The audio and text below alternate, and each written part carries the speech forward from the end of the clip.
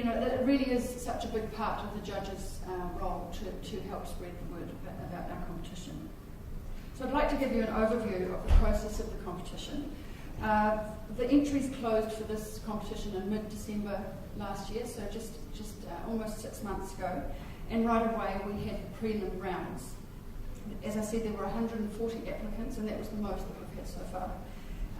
And for that round, there are 5 judges and from Australia and New Zealand.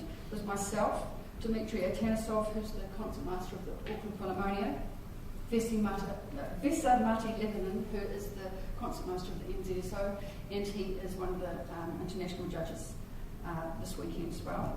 And then we have Gertz Richter, who is a violin professor at the Sydney Conservatorium of Music, and Wilma Smith, who of course was NZSO concertmaster but is now the concertmaster of the Melbourne Symphony. So each competitor sends a CD recording, which needs to be live and unedited, and they send performances of a Paganini Caprice, 2 movements of solo Bach, and a sonata movement, along with their CV. And the 5 judges, we listen blind to these CDs. We don't know who we're listening to. And we have to, in the space of a few days, reduced from 140 down to 18, plus 6 alternates. Quite often a number of contestants can't make it, so we have to have some backups. And actually some of them have progressed right through to the finals in past years. So how do we get down to 18? Generally, this has happened in 2 rounds. The first round is primarily to try and cut back down to about half the number. And we listen to a few minutes of Bach and a few minutes of Paganini only. And it really is enough to give us an idea of the quality of the applicant. We're listening for intonation and tone, musicality and appropriate musical style. And of course, technical virtuosity in Paganini. And so basically the way we did it, every 10 that we listened to, we had a vote to eliminate or not each candidate. And if 4 or more of the 5 voted to eliminate the candidate, then that person would be eliminated. And at the end of that round, as I said, we would generally have about half left. So at that point, we had 70 left. So for the second round, we listened to more Bach, more Paganini, and some of the sonata repertoire, so when they're playing with the pianist. And of course, this gives us more chance to hear all of the things we were listening for in the first round, and in particular, more about the musicianship of the candidates in terms of how they work with another musician on piano. So overall, we're considering the whole package of musicianship, technical ability, and the overall impact of the performance. So at this stage, we're not assessing stage presence, because we can't see them. But this helps us to be really objective. Some of the candidates we will know in this round, and so it's very helpful for us to really be able to be completely objective about what we're listening to. At this stage, we've scored every candidate. We decided to score them out of 30. So at the end of that round, once we've listened to all 70 that were left, we had scores for each one, and they were all collated, and we had our top rankings. And we would just discuss the rankings and make sure that each of the 5 judges were happy with how things had worked out. And so then those competitors are notified, and they have just over 5 months to practice and prepare for this semi-final that starts tomorrow. Another issue that pops up each year is sometimes the standard of the CD recording is not good enough for us to be able to assess the player. It's always very disappointing when this happens, and sometimes we have to eliminate somebody because we simply cannot tell enough information from the recording. So then the semi-final rounds that will be starting tomorrow. So as I mentioned, as you know, there are 18 left at this point, and we have 7 international jurors. These contestants have all been flown, all expenses paid from wherever they live in the world, and they're hosted by families here, which, as we've been mentioning, is a very important part of the competition. They all arrived on Monday, so it's Friday. They've been here for 4 or 5 days, and they had a day to settle in before their rehearsals started. During this week, they've also been able to meet with Dick Panting, who is our resident luthier, so he can work on any of the violins if there are any issues with the violins. And he is also a real support for them somebody they can go to if they need some any sort of support really. So he's been checking in with them to make sure that everything's going well. And rehearsal preparations have involved 30 minutes for each of them. They come in here by themselves, a couple of people to help them. But they have 30 minutes to really get a sense of this performance environment. And then they have 90 minutes where they rehearse with their assigned pianist. So they have approximately 30 minutes of duo repertoire. So it means they have 3 times that amount to rehearse with their pianist, which actually isn't very long at all. So then they all perform 2 rounds, and this is actually another part of the competition which is quite unique. We talked about this right from the start, that they've all come such a long way. Let's give them a chance to really play a lot. So quite often competitions would eliminate people after the first round, but here everybody gets to do 2 rounds.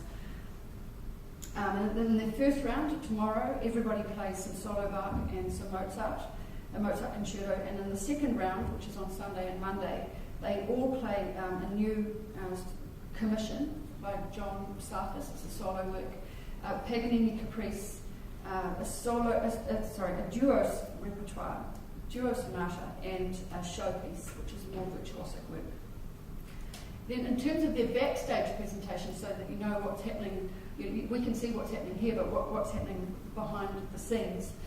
They can all warm up in the council chambers behind here any time, but they're escorted over here about 15 minutes before their performance, and they'll be in the rooms out there, not able to play much actually, because there's a lot of sound bleed, so you can imagine them sitting there ready to come on.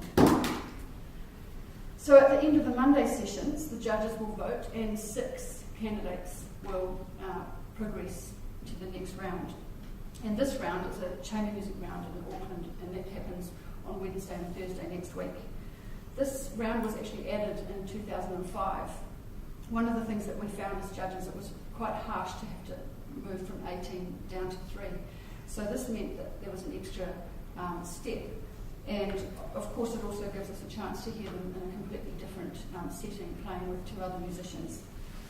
And as Dean was saying earlier on, it's such a vital skill to be able to play chamber music as well. So it's been a very valuable addition to this competition, and also quite unique to this competition. So each competitor plays 1 piano trio, and they choose from either the Beethoven Ghost Trio, Dvorak Junki, the Ravel Trio, or Schumann First Piano Trio. And they perform with Ashley Brown, who's the cellist in my trio, and Michael Hurston. So they have one, on the day of their performance, they have a 90-minute rehearsal. And so it's quite a full-on day for Michael and Ashley, because they have 3 rehearsals with 3 different people. But each piece is about 30 minutes, so again they have the rehearsal is about 3 times the length of the piece that they're going to play. And then at the end of Thursday night, the judges vote, and there are 3 finalists announced, and they go on to perform concerto on Saturday week. And in preparation for that, they have 1 hour meeting with the conductor to go through the repertoire, and then 90 minutes rehearsal with the orchestra. So just to talk very briefly about the repertoire, hopefully you'll have program books, and in there you'll see the list of repertoire that the contestants have to choose from. And they can choose anything from the list for each round, and as long as they don't repeat any composers, so they have to think quite carefully about what they play and when. The repertoire list is designed very consciously in order for the judges to hear a wide range of musical styles, and to provide the judges with an overview of the competitors' skills and musicianship. So the choices that the contestants make actually does make a pretty critical difference, and it's really important that they pick pieces that really suit them and that will show them off well. In my subsequent sessions through this competition in the mornings while we're down here and before the rounds in Auckland, I'll touch much more detail of the repertoire and what the judges will be looking for and the challenges that each piece will be demanding of the competitors. So a little bit to do with what the judges are looking for. The judges will be looking for violinists that present with technical and musical maturity and who deliver a meaningful performance, really convincing stage presence and composure, and real personality and charisma on stage. So each of our winners is a real example of those wonderful traits. They're all very individual in their style though, so the judges are not just looking for one type of violinist, they're looking for somebody who can really deliver personal and unique and convincing performances. So I've been, as I mentioned before, I've been a judge on 4 panels, and I do know what it's like to try and assess the strengths and weaknesses and compare the various competitors. Clearly the calibre of all of these semi-finalists is very high, and in sorting them out, it's actually been very interesting to me to realise that really a lot of it comes down to personal taste of the judges. It may be interesting for you to know that the judges can be and most likely are going to have very different views about these competitors. I've been intrigued each time that I've been involved with this fact, and of course there is no discussion between the judges about any of the competitors at any point. And also, as a judge, the first time that you get an inkling of what other judges are thinking is at the end of the semi-final rounds down here in Queenstown. So on Monday night will be the first time that the judges get a sense of where the other judges are voting. But of course, it's secret ballot as well, so you don't know who's judging, who's voting for who. It's all very intriguing. But this has really made it clear to me that it is very much about taste and our own personal likes and dislikes. Of course, this is one of the wonderful things about the music world, that no one plays the same. We don't want everybody to play the same. And so it's very much about finding your own voice and expressing it convincingly. And of course, in this competition, hopefully you'll be convincing the judges, but you might convince some of them and not others. That being said, our voting process requires that for any one candidate to progress beyond each stage, they need a majority of the votes of the judges. And I can say without hesitation that this process has worked extremely well and ultimately allows the most favoured players to float to the top very easily. And to the matter of the judges not discussing the competitors at all, due to this secret balloting, this really does contribute powerfully to the reputation that this competition has of being apolitical and unbiased. Really it means that no judge can wield any more influence than any other judge within the process, and each judge's vote holds exactly the same weight.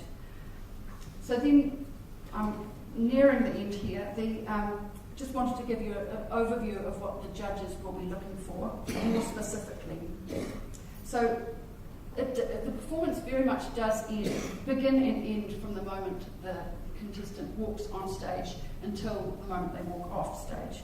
So how they present themselves, their manner, their energy, and even potentially what they wear will affect the overall impression of the performance. And ultimately, their performances need to be utterly engaging, both orally and visually.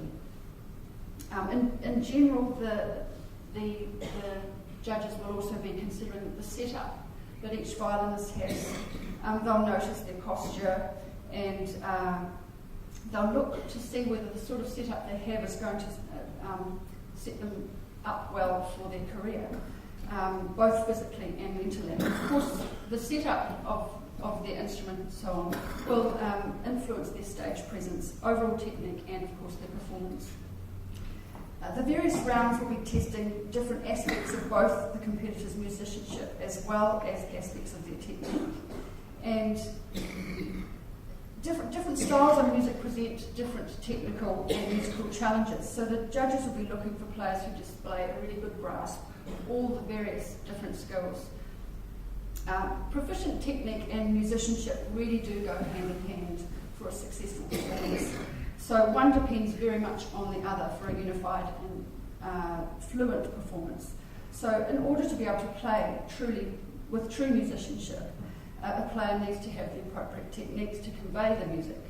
So regarding these different techniques, they can be crudely broken down into left hand, so fingering with the violin, and right hand, the bowing techniques of each violinist. So all of these different technical aspects are incredibly integrated, of course, but the judges will be listening for intonation on the left hand, the hand stability and the balance. Also one's intonation really affects the tone that each violinist will be playing with. They'll be listening for facility of the left hand, how easily and smoothly, and the acrobatics of flying around the violin. And they will be listening to the shifting techniques, so when violinists are moving up or down in terms of that's actually a technical as well as a musical kind of trait. And they'll be listening to vibrato colour, the idea that the vibrato is something that you can use to add to your phrasing, and the vibrato is going to be very different depending on what pieces you're playing.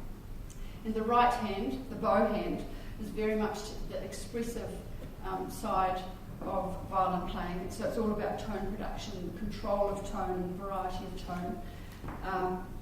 There's also, they'll be looking for the fluency and ease in all the multitude of bowing strokes. A lot of these things I'll be able to go into in more detail in the morning sessions. So they'll be really listening to all of these aspects of the violinist. And on the musicianship front, as I said before, they'll be listening for real personality and an individual musical voice with each of these violinists. And what I really mean by that is that they'll be looking for something that conveys real truth. They don't want to see something gimmicky or overdone or underdone, for that fact. They really want to be hearing something that conveys real truth and integrity. So breaking that down a little bit further, they'll be listening for appropriate style of all the various repertoire that they'll be playing. And what I mean by that, to hear how they interpret different styles, there's Baroque with the Bach that they're going to be playing, how that compares to Mozart from the classical era. There are lots of different stylistic differences there, through to Brahms, more romantic. And again, this is something that I'll be able to go into in more detail in my morning sessions. And then the duo repertoire here in Queenstown offers a whole other side of things that the judges will be considering, how they work with the pianist. And of course the trio and the orchestral concerto is a whole other area that they'll be looking to see whether the contestant has taken into consideration the aspects that are involved with playing with other musicians and how their playing really integrates with them. So to round up the subsequent sessions of the Insider's Guide, as I said, I'll go into more detail of all these things that the competitors are going to face. The Harp Flower sessions here in Queenstown will be at 9 o'clock, bright and early, Saturday, Sunday and Monday. And tomorrow's session I'll be delving more into the Bach and Mozart that they'll be playing. And then on Sunday morning, Josef Spacek will be coming to do some demonstrations of the Paganini caprices and the various technical aspects that the judges will be considering. And also John Pasapis will be talking about his new commission. So that's going to be really fascinating to hear from him. And then on Monday, we'll be delving more into the duo repertoire and the virtuosic pieces. Then in Auckland, of course, before the chamber music round, I'll be talking more about the challenges of the trio repertoire and the concerto repertoire before the final. So it's no doubt this competition is a huge test for each and every competitor. And it's an incredible experience for the judges and the audience members, of course, as well, to hear such an array of fine violinists. So the next week will be incredibly intense and fascinating for all concerned, and I'm sure that you'll join with me in wishing each and every competitor all the best for their experience here in New Zealand. In a week's time, we'll have a 6th winner, but until then, enjoy this wonderful competition and all it has to offer. And again, all the best to the 18 semi-finalists.